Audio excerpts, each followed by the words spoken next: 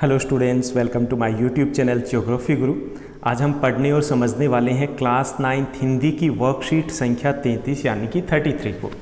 आज की वर्कशीट बेहद आसान तो है ही है, साथ ही साथ बहुत महत्वपूर्ण भी है, बहुत इंपॉर्टेंट भी है। आज की वर्कशीट में हम बात करने वाले हैं हिंदी भाषा के आभूषणों के बारे में, हिंदी भाषा के गहनों के बारे में। इन्हीं गहनों को पहनकर भाषा और ज़्यादा सुंदर लगती है, यानी हम बात करने वाले हैं अलंकारों की। तो आज की वर्कशीट में हम पहले अलंकार समझेंगे क्या होते हैं बहुत आसान तरीके से कि कैसे हम उनको पहचानें। उसके बाद 3 क्वेश्चन दिए गए हैं आज की वर्कशीट में, उनको हम हल करेंगे। चलिए शुरुआत करते हैं। जैसा कि आप अपनी स्क्रीन के ऊपर देख पा रहे हैं, ये हमारी वर्कशीट संख्या 33 यानी 33 है। हमारा विषय हिंदी है और आज की दिनांक है 18 सितंबर 2020। मनुष्य एक सौंदर्य प्रिय प्राणी है, यानी हमें हर सुंदर वस्तु आकर्षित करती है, चाहे वो कोई सुंदर विचार हो, व्यक्ति, वस्तु या कोई रचना हो या कोई पार्क हो। जो सुंदर वस्तु होती है वो हमें आकर्षित करती है। ऐसे ही किसी भी वस्तु की सुंदरता है वो 2 कारणों से होती है। एक तो बाहरी रूप से सजावट हो, दूसरा आंतरिक गुणों के आधार पे, यानी जैसे हमारे व्यक्तियों में होते हैं कि बाहरी रूप से, और दूसरा होता है हमारे अंदर के गुण हैं जो हमें सुंदर बनाते हैं। इसी तरह कोई रचना भी बाहरी रूप के कारण भी सुंदर हो सकती है, तो कोई अपने अर्थ या गुण के कारण सुंदर हो सकती है। कोई भी कहानी होती है, कुछ कविताएं होती है जो लिखने में बड़ी सुंदर होती है, बोलने में बड़ी अच्छी लगती है, जिन्हें हम नर्सरी केजी में पढ़ते हैं। और कुछ कविताएं होती है जिनका अर्थ बड़ा अलग होता है, वो उन्हें सुंदर बनाती है। तो कवि या कलाकार सामान्य मनुष्य की अपेक्षा थोड़ा अधिक बुद्धिमान और कुशल होता है। वह ऐसी रचनाएं करना चाहता है जो सौंदर्य के कारण लोगों को आकर्षित करें, लोग उसे पढ़ें, बार बार पढ़ें।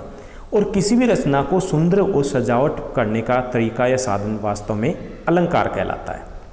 अलंकार 2 शब्दों से मिलकर बना है, अलम अर्थात शोभा और कार मतलब करने वाला, यानी अलंकार का अर्थ है आभूषण, गहना या जेवर।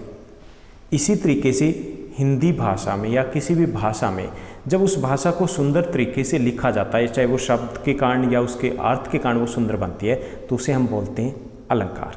इसी प्रकार अलंकार एक ऐसा साधन या तरीका है जो कविता की बनावट, शब्द, भाव तथा अर्थ की सुंदरता को बढ़ा देता है। तो हम अलंकार क्या है, कितने प्रकार के, ये हम समझने वाले हैं। चलिए हम देखते हैं कि अलंकार क्या है। हमने समझ लिया कि अलंकार का अर्थ होता है आभूषण या गहना, कि अलंकार वो शब्द या अर्थ होते हैं जिसके कारण भाषा की सुंदरता बढ़ती है। अलंकार है मुख्य तौर पर 3 प्रकार का होता है। पहला जो दिया गया है वो है कौन सा? शब्द अलंकार। ये शब्द के कारण उसमें अंतर पैदा होता है, यानी कि शब्दों का बड़ा अच्छा उपयोग किया जाता है जिसके कारण वो कविता अच्छी लगती है हमें। ओके, चारु चंद्र की चंचल किरणें, अच्छी लग रही है ना लाइन, इसमें च की बार बार आवृत्ति की गई है, तो ये शब्द अलंकार है। दूसरा होता है अर्थालंकार।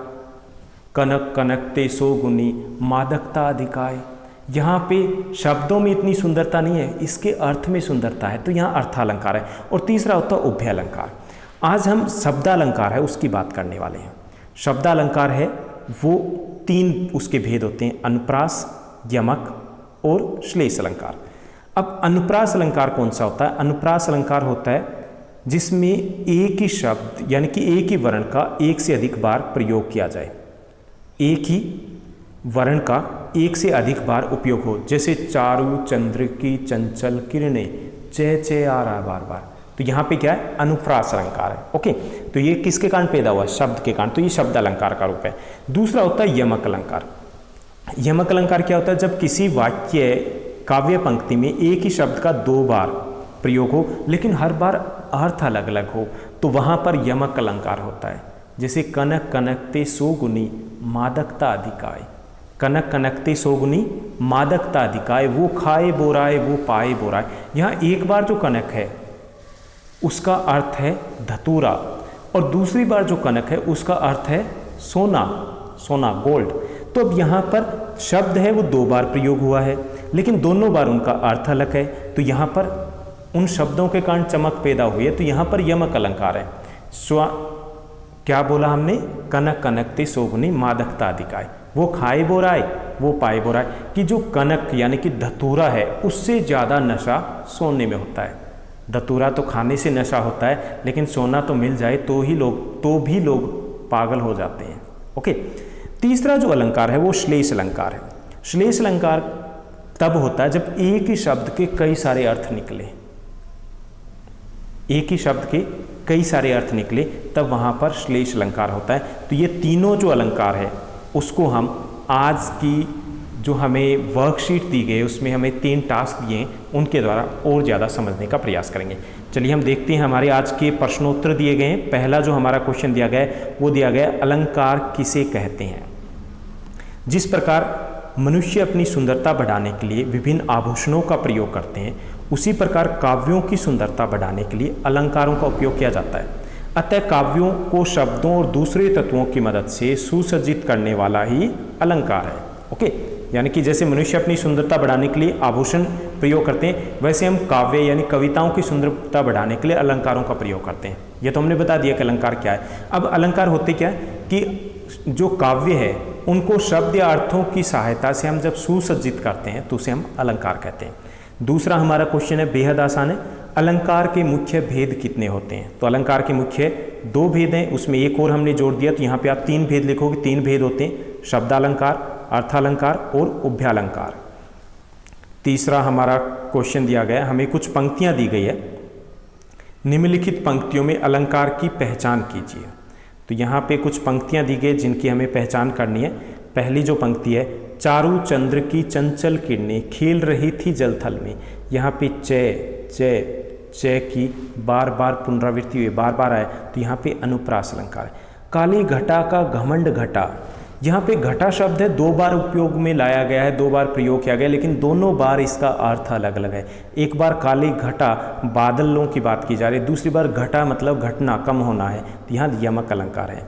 कनक कनकते सोगुनी मादकता अधिकाय, वो खाए बोराए या पाए बोराए, यहाँ पे कनक कनक 2 बार शब्द प्रयोग में लाया गया है एक ही शब्द को, लेकिन दोनों बार अर्थ अलग अलग है। एक बार कनक का अर्थ है धतूरा और दूसरी बार कनक का अर्थ है सोना, तो यहाँ पर यमक अलंकार है। तीसरा, मधुर मधुर मुस्कान मनोहर मनुज वेश का उजियाला, मैं का प्रयोग किया गया है, इससे वाक्य ये सुंदर बन गया, यहाँ अनुप्रास अलंकार है। रहीमन पानी राखिए बिन पानी सब सून, पानी गए न उबरे मोती मानुस चून, यहाँ पे मोती होगा, मोती मानुस चून। यहाँ पर पानी शब्द का उपयोग किया गया। रहीमन पानी राखिए, अपने पास पानी होना चाहिए। बिन पानी सब सून, बिना पानी के सबको सूना है। पानी गए उबरे न उबरे मोती मानुस चून, कि पानी अगर चला गया तो मोती मानुस और चून की कोई महत्व नहीं रह जाता। यहाँ जो पानी है उसके कई सारे अर्थ निकले। पानी का मोती के लिए अर्थ है चमक, मनुष्य के लिए पानी का अर्थ है शर्म, इज्जत, कि इज्जत चली गई तो मनुष्य की कोई वैल्यू नहीं है, चमक चली गई तो मोती की कोई मूल्य नहीं होता। और पानी का पानी ही अर्थ है चून के लिए, अनाज के लिए, तो यहाँ पर श्लेष अलंकार है। माला फिरत जग गया फिरा न मन का फेर, कर का मन का डारी दे मन का फेर। यहाँ पर मन का जो शब्द है वो 2 बार प्रयोग में लाया गया और दोनों बार अलग अलग अर्थ उनका निकल रहा है। कर का मन का डारी दे, कर का मतलब हाथ का मन का, हाथ का मन का तो वही है जो माला में मन का होता है, उसकी बात की जा रही। मन का फिर मतलब मन का मतलब विचार, यहाँ पर मन का भाव बदलो, जैसी होगी दृष्टि वैसी होगी सृष्टि। तो यहाँ पर उस दृष्टि की बात की गई, अपनी सोच बदलने की बात की गई है, तो यहाँ पर यमक अलंकार है।